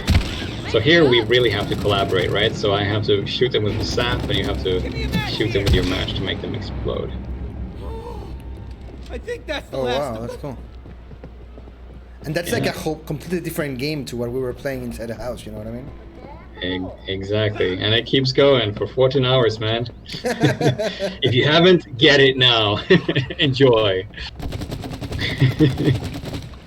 Darn, the sap isn't sticking. Looks like squirrel tech isn't foolproof. It's alright, so I'm prepping these for you, and I'm filling these containers with sap. So obviously you will need to Oh, okay, I see. shoot Cool. them while I'm standing on the platform. Okay. So here we go. I'm running. Alright, there we go. Whoop! Fire it up, May. Now I need to swing. Oof, that was close. Again, I was about to embarrass Hey, May, myself, I think but there's a break this here. time I made it. Knock it down then. Okay, here we go. I'm just gonna create like this. Oh, okay. I shut it off beforehand. Yeah, you did. Let me Okay, know, let me try know. again. Shoot. Wow. That's pretty cool. Then create a new path. And it's your time to shine. You're like, what is he talking about? Okay, here we go.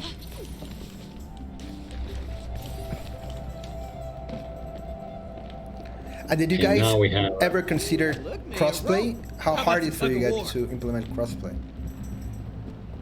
Oh, that is it's quite a political Okay. thing okay, because okay. it all comes down to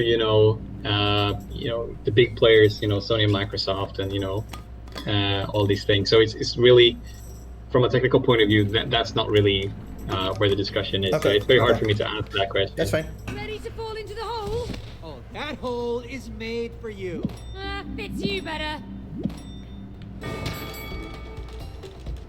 All right, so this is just like Oh, I see. Okay, yeah. I have a Complete lot of automatic. training from Dragon Ball Final Bout, so there's no way I'm gonna yeah? lose in this. Yeah. really, you sure? All Yeah, right. I'm sure. This is such a great stream right now. Oh god, no, no, Dragon Ball Final Bout. no. Yeah. I'm touching hands. Oh, that was my demise. I should never have Dragon Ball swap Final? hands. That's where you. No fair. Use a better grip. Yeah.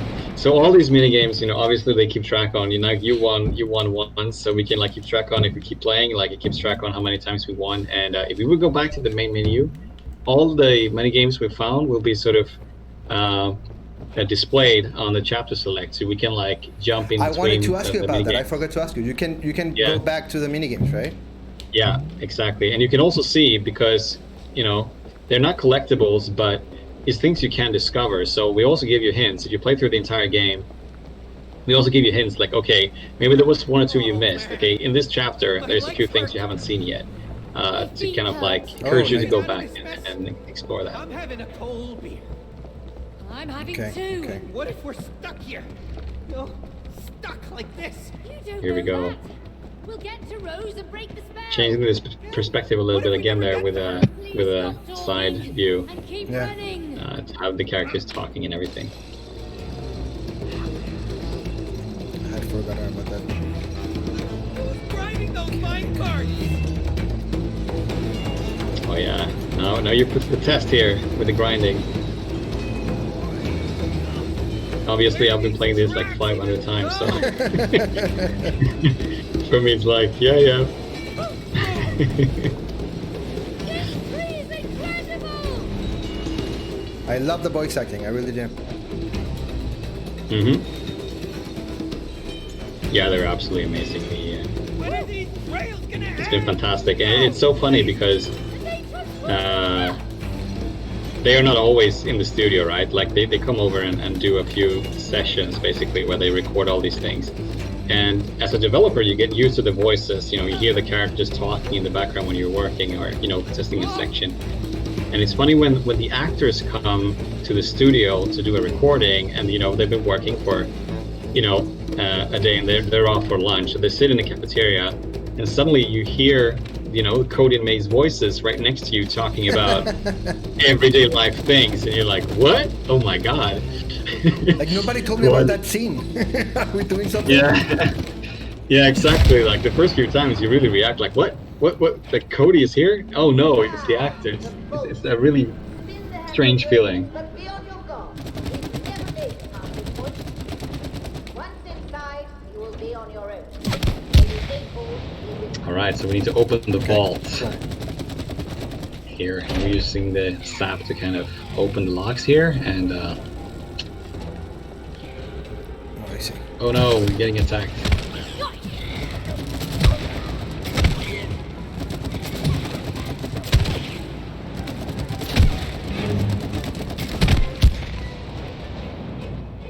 Are we good? Yeah, I think so. I think we made it. Bad Brandy says the game itself feels like a movie.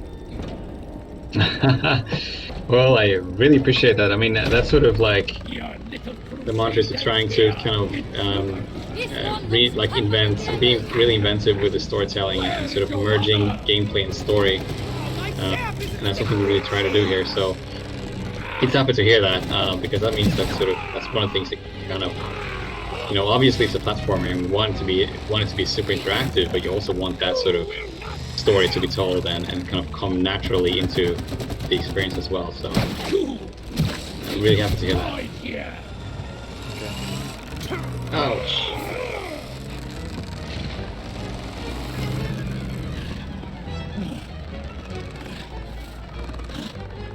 Your filthy little feet are not welcome here. Okay. Okay, I see what I have to do.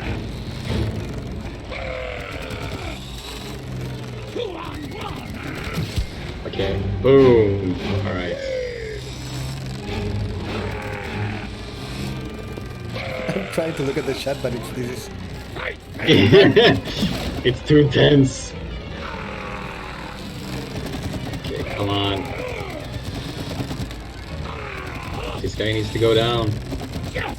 Okay, he's got a lot of sap on his back. There we go. Oh, it's better to accumulate the sap, right? Yeah. Oh, I jumped right in front of him.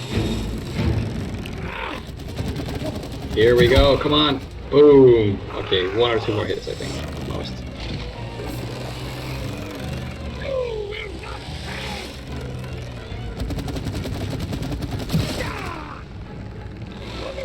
Oh, that barely damaged him. Oh, no, you didn't hit him. Okay, okay. I think he's still got sap on him.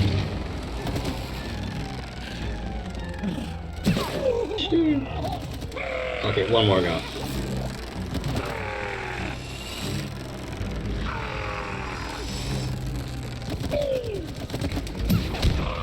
There you go.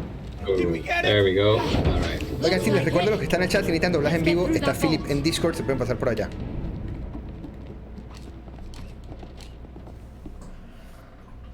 Here we go. Walking into the vaults. Soldiers, the security system has detected 2 intruders. Why haven't you eliminated them? Makita in the chat is saying she's so going to play this with her boyfriend. Yeah, that's, I mean, obviously it's an amazing game to play as a couple. I hope you will find a lot of things about your relationship that you didn't know before. Hopefully all good things. Yeah, like me and Steffi want to play, but I'm not sure if our marriage is going to be able to take it. No, I think it will be totally fine. Don't you worry. But it's also a really great game just to play with a good friend as well. It doesn't have to be couples. But I've heard a lot of, acquaintances to mine or friends of mine that are like, yeah, I'm going to play this with my significant others. But I'd love to encourage everybody to play it with your kids or your best friend or whatever. It doesn't have to be just because it's a couples game. It doesn't have to mean that's. Yeah, no, it's like everybody. It's just a fun experience to be had, basically. Have you played with Bane? We have played a little bit. We have. And you're still together, so that's good. Yeah, exactly. But she tends to get motion sick, so we haven't been able to play that much. We have to be a bit careful about what types of games we play.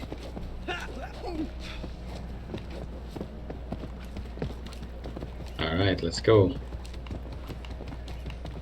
into the crazy world.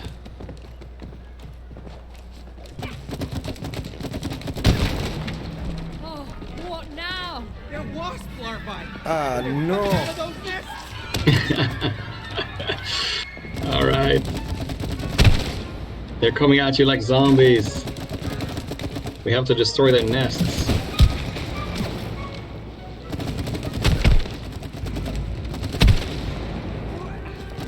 All right, let's move.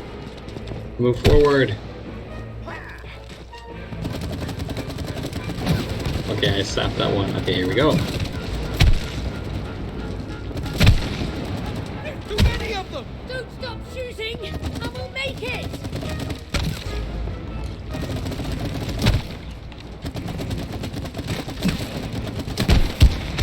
Oh yeah, shoot. Oh shit, I got that hurt. We have to take out the last guys.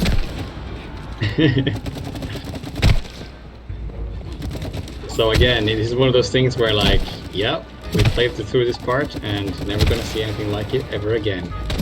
I'm glad. I hate lava.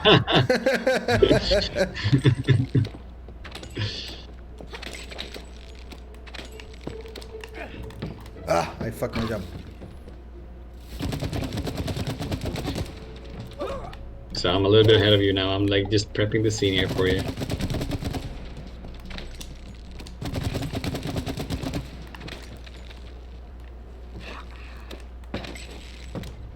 Okay.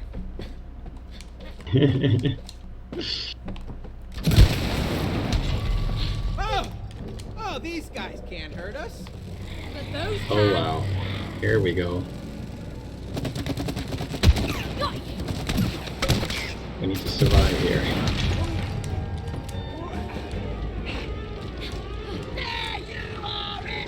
Oh no! What is that? A mortar wasp. What Get the? theirs, Cody.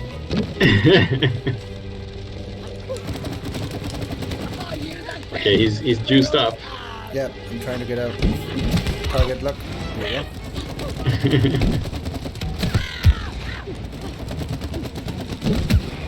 Keep going.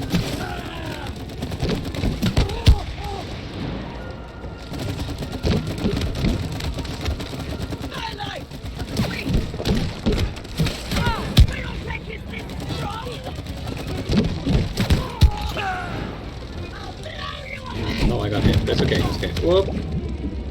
I'm dead. Where did he go? There he is. Okay, okay. Sorry, I was out of it for a while. But I'm That's back fine, now. that's fine, that's fine. I lost my There you go, ways. there you go. Okay, he's almost down. One final shot. Boom. fuck. Alright, great.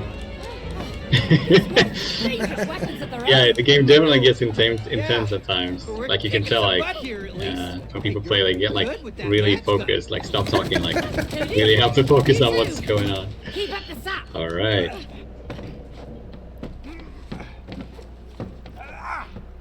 Oh, gee, did I do that? Did I just jump down perfectly into the hole? That was embarrassing. What a jump. Okay, they're asking here if you have looked at streamers playing the game. Oh, absolutely. It's I know a lot of people at Hazelight are huge fans of streamers and doing some streaming themselves. So we keep an eye on the streamers, and They stole my there are a lot of camera. moments in the game that are Still sort of working. kind of thought-provoking. For example, the eye section we played before. So it's a great joy for us to kind of watch, famous people or streamers or basically anybody react to these moments and kind of go like, okay, it's gonna be really fun to see how they react to this particular moment. So yeah, we definitely do a lot. Nice. This is an so- action shot. Ready? You wanna Yeah, wait, wait. you wanna strike a pose? There you go. You ready? There you Okay. Okay, go for one. So we got a little picture here, and I'm gonna put it on the wall because why not? Oh, nice.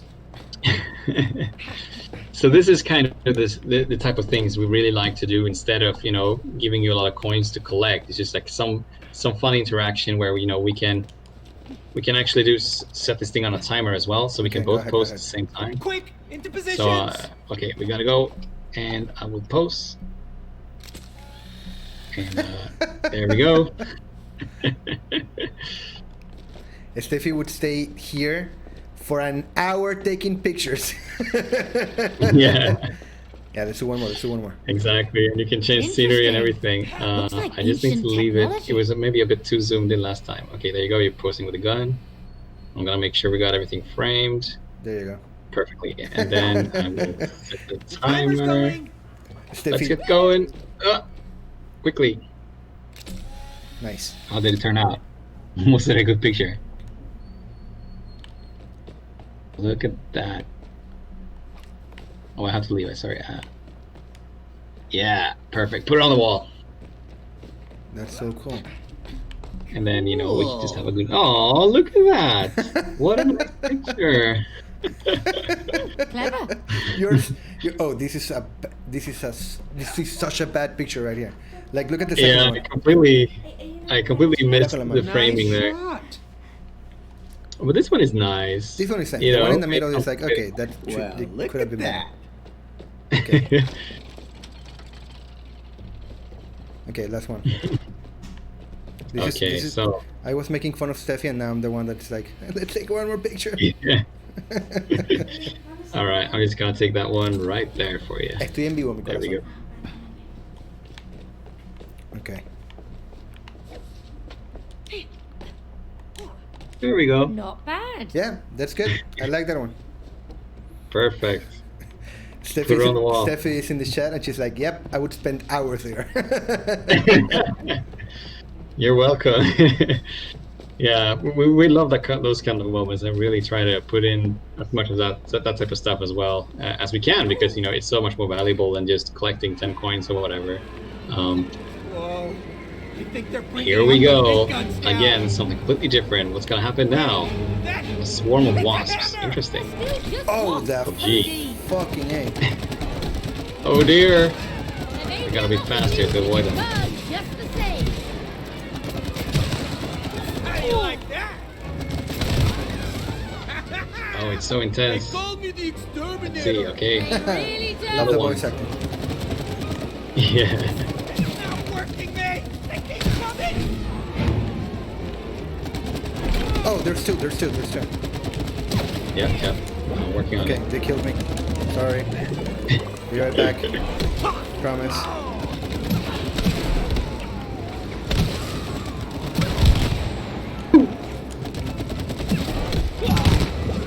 Oh, I'm dead. I gotta go back.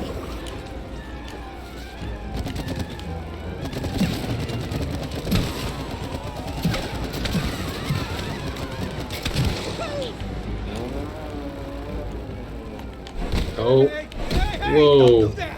What's happening? Oh no, the floor. You're acting. You should go. I mean, you should do the voice acting for your next game. You're really good. Yeah, it's like, oh my god. I don't know at all what's gonna happen. I have no idea.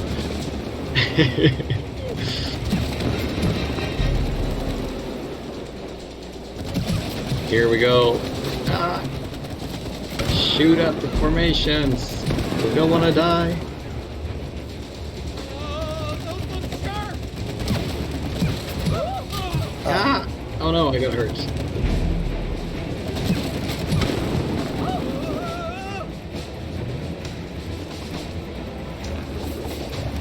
Alright, here we go. More stuff. Whoa. Hammers.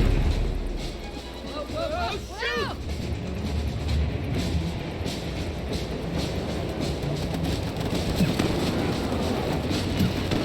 Here we go, shooting everything.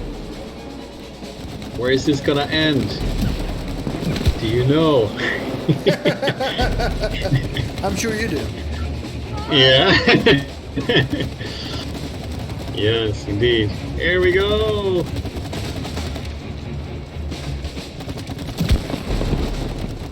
All right, we gotta go. And then there is a hole down there.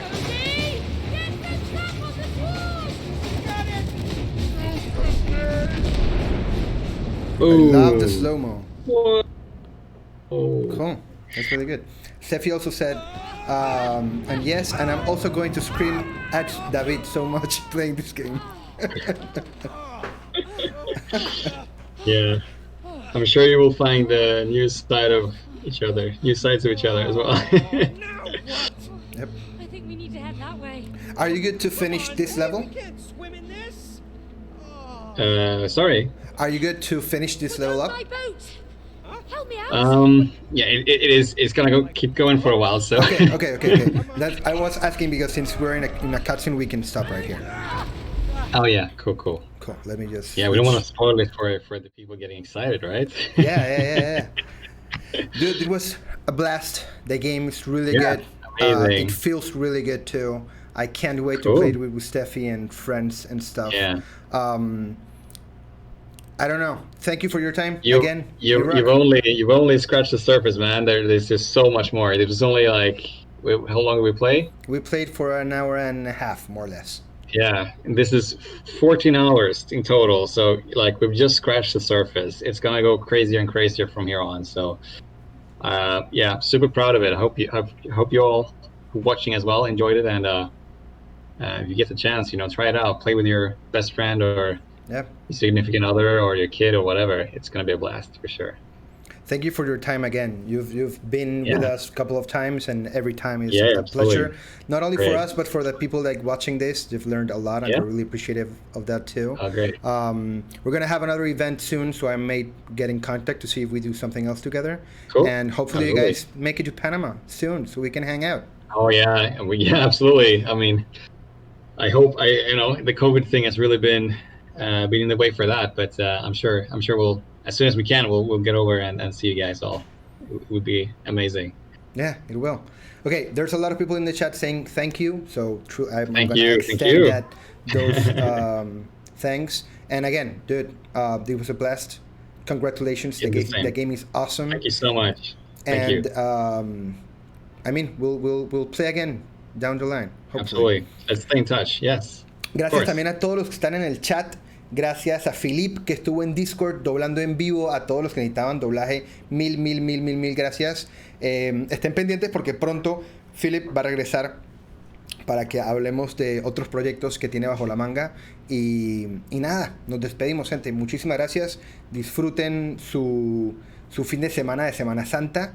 Estén atentos que mañana tenemos huevos de mesa en el canal de Mr. Jack. Y ya, con eso nos despedimos. Muchas gracias, gente. Se cuidan.